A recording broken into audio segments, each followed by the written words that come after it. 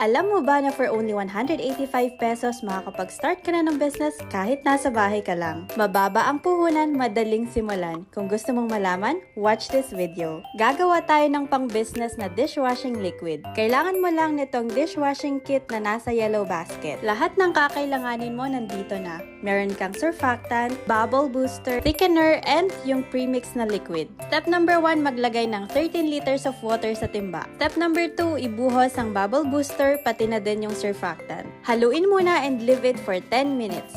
After 10 minutes, i-shake mo tong premix liquid at ibuhos. Isunod mo na ding ilagay yung thickener. Halu-haluin mo lang. Once fully mixed, leave it for 24 hours. After 24 hours, eto na siya. Pwede mo nang ilagay sa plastic bottles, lagyan mo ng sticker at ibenta. Mabango siya, mabula, kapareho lang ng nabibili sa grocery. Sa halagang 185 pesos, makakagawa ka ng up to 15 liters na dishwashing liquid. Kaya kung gusto mong mag-start ng small business or gusto mo lang makatipid, para sa'yo to. Nasa yellow basket yung dishwashing kit, i-check out mo na. Yun lang!